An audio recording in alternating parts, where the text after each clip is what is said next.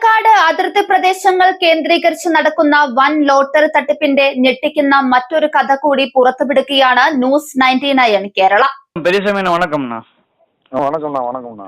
அண்ணா நாங்கள் news 99 channel கால் பண்ணுறோம்ண்ணா. சொல்லுங்கண்ணா.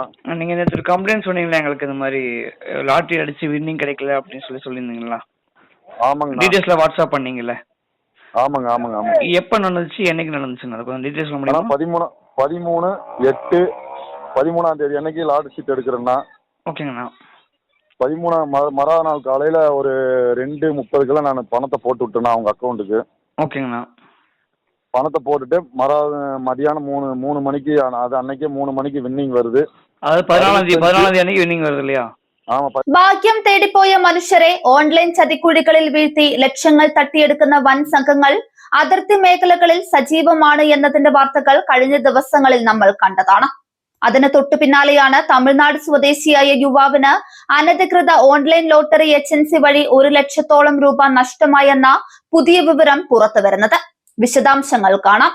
Palakkad ചിറ്റൂരിലുള്ള KS lottery എന്ന കടയുടെ പേര് പറഞ്ഞായിരുന്നു തട്ടിപ്പിന്റെ തുടക്കം. തമിഴ്നാട് പളനി സ്വദേശിയായ പെരിയസ്വാമിയാണ് വഞ്ചനയ്ക്കിരയായത്. കഴിഞ്ഞ ഓഗസ്റ്റ് 13-നാണ് പരാതിക്കാരനായ യുവാവ് ഓൺലൈൻ വഴി ലോട്ടറി ടിക്കറ്റ് എടുത്തത്. തുടർന്ന് നടന്ന നറുക്കെടുപ്പിൽ താൻ എടുത്ത ടിക്കറ്റിന് 60,000 രൂപ സമ്മാനമടിച്ചതായി യുവാവ് ഓൺലൈനിൽ കണ്ടു. അടിച്ച തുകയിൽ നിന്ന് ലോട്ടറി എടുക്കണമെന്ന പതിവ് ചട്ടപ്രകാരം വീണ്ടും 2,160 രൂപ ഗൂഗിൾ പേ വഴി നൽകി വീണ്ടും 4 സെറ്റ് ടിക്കറ്റുകൾ വാങ്ങി. തൊട്ടു പിന്നാലെ ലോട്ടറി ഏജന്റുമായി ബന്ധപ്പെട്ടപ്പോൾ ഓഗസ്റ്റ് 15-ന് സമ്മാന തുക മുഴുവനായി അക്കൗണ്ടിലേക്ക് അയച്ചു തരാമെന്ന് ഇയാൾ ഉറപ്പ് നൽകി. എന്നാൽ ഓഗസ്റ്റ് 15 കഴിഞ്ഞിട്ടും വാഗ്ദാനം ചെയ്ത പണം ലഭിച്ചിട്ടില്ല. തുടർന്ന് യുവാവ് ലോട്ടറി വിറ്റയാളെ ഫോണിൽ ബന്ധപ്പെടാൻ ശ്രമിച്ചെങ്കിലും ഇയാൾ ഫോൺ എടുക്കാൻ കൂട്ടാക്കിയില്ല.